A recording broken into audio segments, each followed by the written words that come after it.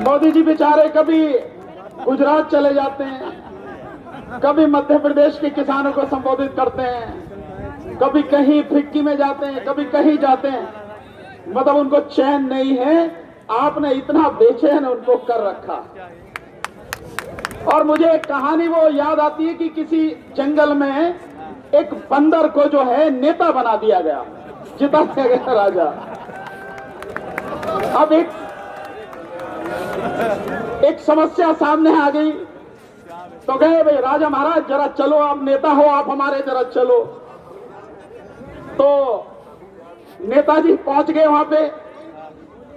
अब नेताजी कभी इस डाल पे, कभी उस डाल पे, कभी इधर नीचे, कभी उधर ऊपर उछल कूद मचाते रहे, लेकिन जहां समस्या है वहां नहीं आ रहे। ठीक इसी तरह से मोदी जी कभी गुजरात में, कभी कहीं, अरे समस्या तो यहां है, किसान तो यहां है, सिंघू बॉर्डर आओ, आप टिकरी बॉर्डर आओ, यहां समस्या का हल होगा। लेकिन मोदी जी में हिम्मत नहीं। अगर हिम्मत होती तो आंख में आंख डालकर बात करते, लेकिन आज तक ऐसा किया नहीं उन्होंने। जितनी भी उनकी बातें चल रही हैं, जिस भी मंच से वो बोल रहे हैं, ये जितना भी वो प्रचार कर रहे हैं, कागज छाप रहे हैं, उनके जो कृषि मंत्री हैं वो भी जितने कागज छाप रहे हैं, एक 8 पेज की चिट्ठी किसानों को भेजी, आप लोगों ने पढ़ी होगी, पढ़ी है मैंने। मतलब सारी बातें हैं उसमें, लेकिन किसानों की असली समस्या का एक शब्द भी उसमें नहीं है, एक शब्द भी। और मैं सिर्फ इतनी बात कहना चाहता हूं उनसे, प्रधानमंत्री जी, आपके कृषि मंत्री, आपकी पार्टी के चाणक्य और जितने भी आपके आरएसएस के सब लोग हैं, आप जो कानून है उस कानून पर बात करो। ये नहीं कि कानून अच्छा है, इतना अच्छा है, ये हो जाएगा, हमने किसानों की भलाई के लिए ये किया, वो किया। बस सिंपल 4 धाराएं हैं कुल, जो 3 कानून पास किए हैं वो 22 पेज के कानून है कुल, 24 पेज के। बस 2 पेज का इसेंशियल कमोडिटीज एक्ट है, जिसमें केवल एक सेक्शन में संशोधन करके सब खत्म कर दिया। और बाकी जो दोनों हैं वो एक 11 पेज का है, जिसमें 25 धाराएं हैं, और एक 20 दूसरा भी 11 पेज का है, जिसमें 20 धाराएं हैं। जो एग्रीमेंट वाला है, एग्रीमेंट वाला जो कानून है, उसकी धारा 3 से लेके और 6 तक का जवाब दे दो, इन किसानों को बता दो। और अभी हमारे साथी बोल रहे थे, आपकी जो संघर्ष समिति है उसके पदाधिकारी हैं, उन्होंने कहा कि हिंदी में छपाओ, अलग अलग जो भाषा है उनमें छपाओ, केवल इन 4 धाराओं के विषय में, बहुत ज्यादा नहीं, इन 4 धाराओं के विषय में इनका अर्थ आप पूरे देश को बता दो। बाकी कागज काले करने की आपको जरूरत नहीं है। पर मैं जानता हूं न तो हिम्मत है और न ही तुम्हारी औकात है कि तुम ऐसा कर सको। यही है सबसे बड़ी दिक्कत। जो धारा 3 है एग्रीमेंट की, आप सब लोगों ने जिन्होंने पढ़ी होगी, इस बात को आप बहुत अच्छी तरह से समझ गए होंगे। केवल उससे किसान बर्बाद नहीं होगा, अकेली एक धारा इस पूरे देश को बर्बाद करने के लिए काफी है। अकेला किसान उससे बर्बाद नहीं होगा। इस देश का मजदूर, इस देश का गरीब और इस देश का छोटा व्यापारी पूरी तरह से तबाह हो जाएगा। यह है हकीकत उसकी। जो उस एग्रीमेंट वाले में जो धारा 2 है, जिसमें कहा गया है कि किसान का और व्यापारी का एग्रीमेंट होगा, और एग्रीमेंट किस तरह से होगा, उसमें किस कीमत पर फसल खरीदी जाएगी, फसल का जो ग्रेड है वो क्या होगा, क्वालिटी क्या होगी, और फसल का स्टैंडर्ड क्या होगा। साथ में जो किसान को सर्विस प्रोवाइड करी जाएंगी, यानी कि उसको बीज, खाद, खेती से जुड़ी हुई टेक्निक, उससे जुड़े हुए यंत्र, वो जो सारे के सारे उसको प्रोवाइड कराए जाएंगे। ये कौन करता है? ये कौन करता है? ये जितने भी यंत्र, बीज, खाद, जो आपके पेस्टिसाइड हैं, इनको जो देता है, इनका व्यापार करता है, वो छोटा व्यापारी है, छोटा व्यापारी। और जब आपके साथ एग्रीमेंट करने वाला जो पूंजीपति है वही ये सब कर देगा, तो व्यापारी कहां जाएगा? व्यापारी पूरी तरह से तबाह हो जाएगा। लेकिन कोई भी इस बात को समझने और समझाने को तैयार नहीं है। मामला सुप्रीम कोर्ट में चला गया। मैं यहां एक चीज और थोड़ा सा आपको बताना चाहूंगा, वो इसलिए क्योंकि मेरा नाम भानु प्रताप सिंह है, मैं एडवोकेट हूं, लेकिन किसानों का एक संगठन है भारतीय किसान यूनियन, उसमें भी मेरे नाम राशि एक भानु प्रताप सिंह जी है, ठाकुर भानु प्रताप सिंह। तो वो भी सुप्रीम कोर्ट में गए। तो कुछ लोग ये कह रहे हैं कि मैं सुप्रीम कोर्ट चला गया। साथियों, मेरा इस देश की अदालतों में विश्वास नहीं है। मैं जानता हूं अगर इस देश की अदालतें सही होती, इस देश की अदालतें न्याय करती, तो आज आपको और हमें सड़क पर नहीं आना होता। देश की हालत इसलिए बदतर है कि देश की अदालतें न्याय करना भूल गई। कोई न्याय अदालतों में नहीं होता। और अब जो 2 दिन पहले ये सब कुछ हुआ है, जो कोर्ट में सुनवाई हुई है, आपने देखा होगा 2-3 चीजें बहुत अच्छी उसमें हुई। कोर्ट ने कह दिया किसानों को आंदोलन करने का अधिकार है, हम उन्हें नहीं हटा सकते। क्यों कहा? क्योंकि कोर्ट की लगातार बेइज्जती हो रही है, कोर्ट पर लगातार सवाल उठ रहे हैं, कोर्ट अपनी इज्जत बचाने में लगी है, लेकिन कोर्ट सरकार से डर भी इतना रही है कि सरकार के खिलाफ कुछ करने को भी तैयार नहीं। ये स्थिति है। सो ये जो अदालतें हैं, ये सही होती तो ये हालत हमारे नहीं होते। एक छोटा सा उदाहरण बताऊंगा, आप इसको समझेंगे साथियों। लॉकडाउन सरकार ने किया। कायदे में तो सरकार को कोरोना पे जो लॉकडाउन किया था, उस समय केवल 500 ही कोरोना के मामले थे, केवल 500। लॉकडाउन करने से पहले सरकार को समय देना चाहिए था कि भाई हम ये करने जा रहे हैं, जिसको जहां जाना है वो जा सकता है, क्योंकि उसके बाद देश पूरी तरह से बंद हो जाएगा। समय देना चाहिए था, समय दिया नहीं। और उसके लिए व्यवस्था भी करनी चाहिए थी रेल की, बसों की, ताकि लोग अपने घरों तक पहुंच जाएं। कुछ भी नहीं किया सरकार ने। और जैसे मोदी जी करते हैं, क्योंकि मोदी जी का अहंकार, मोदी जी की ईगो इतनी ज्यादा है कि उसके सामने वो आदमी को आदमी नहीं समझते। ये स्थिति है। तो सरकार ने लॉकडाउन कर दिया और उसके बाद 1 महीने बाद जब थोड़ा सा खोला और मजदूर अपने घर जाना शुरू हुआ, तो आपने देखा होगा कि किस तरह से मजदूर सड़क पर मरा, रेल से कट के मरा, एक्सीडेंट में मरा। लेकिन तब भी सुप्रीम कोर्ट के कान पर जू तक नहीं रहेंगी। सुप्रीम कोर्ट ने जो भी पिटीशन डाली गई सबको खारिज कर दिया। और जब देश की कई हाई कोर्टों ने जो मजदूर हैं उनके फेवर में फैसले दिए, आदेश दिए, तब जाके 62 दिन बाद सुप्रीम कोर्ट के कई एडवोकेट द्वारा चिट्ठी लिखने के बाद सुप्रीम कोर्ट ने सुनवाई करी।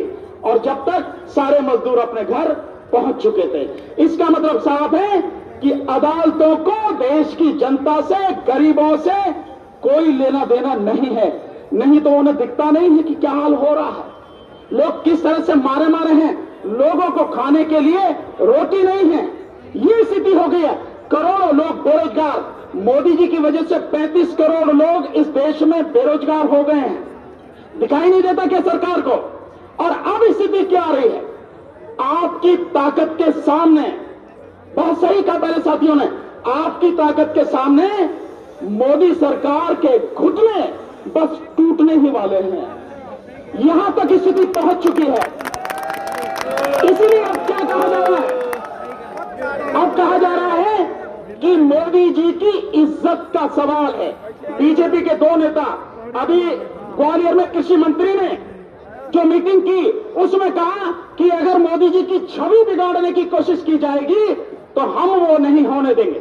सुनना इस बात को, मोदी जी की छवि, यानी लोग मर रहे हैं, संघर्ष कर रहे हैं, हमारे 20 से 25 से ज्यादा साथी शहीद हो चुके हैं, इससे कोई उन्हें दिक्कत नहीं है। मोदी जी की छवि से दिक्कत है। यही बताऊंगा कि असली दिक्कत क्या है। मोदी जी की छवि खराब करेंगे, हम वो होने नहीं देंगे। दूसरा, एक इनके बीजेपी के आरएसएस के नेता हैं, उनका कहना यह है कि सरकार पीछे नहीं हटेगी क्योंकि ये मोदी जी की इज्जत का सवाल है। इज्जत, छवि, इसका मतलब यह है कि एक अहंकारी व्यक्ति की छवि, अहंकारी व्यक्ति का जो सारा माहौल उन्होंने बनाया है कि यही सब कुछ है, मोदी जी जो कर दे वो सही है, उस पर किसी तरह की आंच नहीं आनी चाहिए। उसकी छवि, उसकी इज्जत देश की 135 करोड़ जनता से ज्यादा बड़ी हो रही है। ये अहंकार है उसका, और इसी के लिए सारी चीजें की जा रही हैं। लेकिन अंदर से सरकार की हालत इतनी बुरी है कि जो सोच नहीं सकते हैं लोग। इसलिए मेरा आपको दिल से नमन कि आप लोगों ने जो फैसला किया और आप लोगों ने इस आंदोलन का जो नेतृत्व किया, उसने सरकार के छक्के छुड़ा रखे हैं। ये सरकार की हालत है। और एक चीज साथियों, ये सही बात है कि आंदोलन का नेतृत्व आप कर रहे हैं, यानी पंजाब और हरियाणा, लेकिन पूरा देश आपके साथ में है। ऐसा नहीं है कि और लोग आपके साथ में नहीं है, पूरा देश पूरी ताकत के साथ में आपके साथ में है। सरकार को यह पता है, इसलिए सरकार जो बातें कर रही है, काम की कोई बात नहीं है। कानून की बात करो ना, जो कानून तुमने बनाया उस पर चर्चा करो, उस पर बात करो, तब पता लगेगा ना आपने क्या किया है। इसलिए मैं आपको, क्योंकि ज्यादा समय नहीं है, साथी खड़े हैं, मुझे आवाज ही लगने वाली है कि मैं अपनी बात बंद करूं। आगे फिर कभी मौका मिलेगा कहूंगा। बातें तो बहुत हैं कहने के लिए, लेकिन एक बात जरूर 2 मिनट में आपसे कहना चाहूंगा। मेरे अनुभव के हिसाब से, मेरी समझ के हिसाब से, इस देश में समस्या केवल कानून नहीं है। कानून तो कितने ही बनते हैं, लेकिन सरकार जिनको लागू करना चाहे लागू वही होते हैं। अगर आने वाले 100 साल तक इस देश में आप एक भी कानून मत बनाइए, लेकिन जो कानून है ईमानदारी से आप उन्हें लागू कर दीजिए, इस देश की पूरी सूरत ही बदल जाएगी। यह देश दुनिया में बहुत आगे निकल जाएगा। लेकिन बेईमान सरकारें, उनकी नीयत खराब है तो अच्छे कानूनों को लागू नहीं करती हैं। ये जो सरकार है, कानून दिक्कत इसलिए नहीं है कि लागू करने वाले, बनाने वाले कौन हैं। इन सब कानूनों को बनाने वाले और इनको लागू करने और न लागू करने वाले कौन हैं? वो है सरकार। और आज की तारीख में पिछले 7 साल से देश में कौन सी सरकार है? वो है एक अहंकारी व्यक्ति, मोदी की सरकार। तो सबसे बड़ी समस्या है मोदी, सबसे बड़ी इस देश की समस्या है भाजपा, और सबसे बड़ी इस देश की समस्या है आरएसएस। जब तक इनको उखाड़ कर नहीं फेंका जाएगा, आपकी हमारी समस्याएं किसी न किसी रूप में, आज नहीं तो कल, कल नहीं तो परसों बनी रहेंगी। कभी इस रास्ते से, कभी उस रास्ते से, ये बरकरार चूकी तू रहेंगी।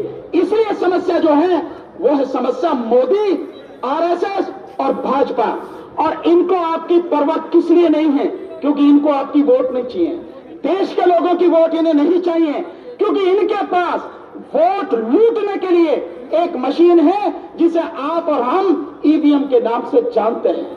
मैंने पहले ही, जिस दिन पहली बार मुझे यहां मौका मिला, मैंने कहा था इस आंदोलन में ईवीएम को शामिल कीजिए। आप ईवीएम को शामिल करके ये आंदोलन बहुत बड़ा आपका हो जाएगा, क्योंकि ईवीएम जब तक है तब तक आपकी कोई जरूरत नहीं है। सरकार बनाने के लिए, केंद्र सरकार के लिए उनके पास सारे हथकंडे हैं और वो मशीन है, तो आपकी वोटों का कोई मतलब नहीं है। सरकार वही डरती है, पार्टी वही डरती है लोगों से जिसे उनकी वोट चाहिए, लेकिन इन्हें वोट की जरूरत नहीं है। इस बात को गहराई से समझो। और ये बात मैं यूं ही नहीं कह रहा हूं, मैंने इस पर जबरदस्त तरीके से आंदोलन किया है। 30 मई 2019 को, जिस दिन इस सरकार ने दोबारा शपथ ली थी, हमने जंतर मंतर से लगातार इस सरकार के खिलाफ आंदोलन किया। आज भी लगातार पूरे देश में वो आंदोलन कर रहे हैं। क्यों कर रहे हैं? कि ईवीएम, जिसको पहले बीजेपी ही जिसका विरोध करती थी, बीजेपी की एक नेता ने, एक एमपी ने, जीवीएल नरसिम्हा ने 246 पेज की किताब ईवीएम को खत्म करने के लिए छापी थी। वही बीजेपी आज ईवीएम के पक्ष में है। सुब्रमण्यम स्वामी ने सुप्रीम कोर्ट में रिट डाली, लेकिन वही सुब्रमण्यम स्वामी बीजेपी में एमपी बने हुए हैं और बीजेपी उसके ईवीएम के पक्ष में है। और उसको बचाने के लिए वीवीपैट मशीन भी ला दी गई। आपको ध्यान है, अभी बिहार में चुनाव हुए हैं, ईवीएम मशीन का क्या घपला है, इस तरह से आप समझो। बिहार में एक लखीसराय जिला है, वहां पे जब गिनती हो रही थी, ईवीएम के मशीन से जब गिनती होनी थी, मशीन खराब निकली, तो उसकी जगह उसकी वीवीपैट की जो मशीन थी उसको लाया गया। और आप जानेंगे 265 वोटों में से एक भी पर्ची वीवीपैट मशीन में नहीं निकली। ठीक इसी तरह से जब 2019 का एमपी का चुनाव हुआ, तो इलेक्शन कमीशन की जो रिपोर्ट है उसके हिसाब से 373 लोकसभा सीटों पर जितनी वोटें पड़ी, उनसे ज्यादा वोटें 8,000 से लेकर 18,000 वोटें ज्यादा निकली। तो ये बताए कि निकली कहां से? इलेक्शन कमीशन ने आज तक उसका जवाब नहीं दिया। इलेक्शन कमीशन ने इसका भी जवाब नहीं दिया कि जो वीवीपैट की पर्चियां थी उनकी गिनतियां ही बता दो। आज तक उसका जवाब नहीं दिया। क्यों नहीं दे रहे हैं? देना चाहिए, लेकिन आपकी नीयत खराब है। और इलेक्शन कमीशन क्या, सीबीआई क्या, सीवीसी क्या, सीएजी क्या, इनकम टैक्स डिपार्टमेंट क्या, सारे के सारे डिपार्टमेंट सरकार के गुलाम बने हुए हैं। यहां तक कि अदालतें भी इतनी हिम्मत नहीं कर पा रही कि सरकार के खिलाफ कोई काम कर सके। ये स्थिति है यहां पर। इसलिए साथियों, मेरा मानना यह है, इस आंदोलन में ये मुद्दे भी शामिल होने चाहिए, क्योंकि हम लड़ाई बेशक जीत जाएं, कल यही जीत के बैठे रहेंगे सर पे, और फिर उसका ये होगा नतीजा कि किसी ना किसी तरीके से ये सारे वही काम करेंगे जो देश को बर्बादी के लिए। क्यों करेंगे, इसको समझने की जरूरत है। जिस देश का प्रधानमंत्री दो उद्योगपतियों की चौखट पर गुलामी करता हो, इससे ज्यादा भयानक स्थिति देश की और क्या हो सकती है। यह है हमारी स्थिति। इसलिए समझना जरूरी है, क्योंकि उन्होंने गुलामी करने का जो बीड़ा उठा लिया है, उसके लिए उनके बस हम दो और हमारे दो, यानी कि मोदी जी और अमित शाह, और उनके दो अंबानी और अडानी, बस यही है, बाकी देश की जनता नहीं है। इसलिए इनको सबक सिखाने के लिए 1 मिनट में अपनी बात खत्म करूंगा। साथियों, ईवीएम का मुद्दा बता दिया। अब जो हमें करना है, अंबानी का, अडानी का और लाला रामदेव का, इनके जितने भी प्रोडक्ट हैं, जितने भी उत्पादन हैं, इनके जो भी सब कुछ, सबका हमें पूरी तरह से बहिष्कार करना है। आपने अंबानी की चीख सुनी होगी, सुनी नहीं? TRAI में गया है, telephone regulatory authority of India, उसमें जाके अंबानी ने एप्लीकेशन डाली है कि भैया ये वोडाफोन वाले और एयरटेल वाले हमारा जो जियो का सिम है उसको पोर्ट करा रहे हैं। अबे उनसे क्या करा, तो हमें आके बताना, हम करवा रहे हैं, हम बोल रहे हैं उसके विरोध में कि इसका बहिष्कार करना है। तो चीख आपको सुनाई देने लगी, और ये चीख आपको जो कृषि मंत्री है, कृषि मंत्री के 8 पेज के लेटर में, उस चिट्ठी में भी इस चीख की गूंज आपको सुनाई देगी, जब वो कहते हैं वोकल से लोकल। इसलिए हमें इनका पूरा बहिष्कार करना। अडानी का फॉर्चून, तेल, आटा, चावल, जो भी कुछ है, अंबानी का, रिलायंस का पेट्रोल, डीजल, रिलायंस का ये जो जियो है, और जितने भी सामान है, इनके डिजिटल, उसके जो 8,784 डिजिटल स्टोर है, सबका बहिष्कार, पूरी तरह से बहिष्कार। यही एक हमारे पास हथियार है जो इनकी रीढ़ की हड्डी तोड़ देगा। बहुत बहुत शुक्रिया, आपने मुझे समय दिया, सुना। बहुत बहुत जो ये किसान मजदूर संघर्ष समिति है, बहुत बहुत शुक्रिया। मेरी वलंटियर वीरों को बेनती है, कोई नौजवान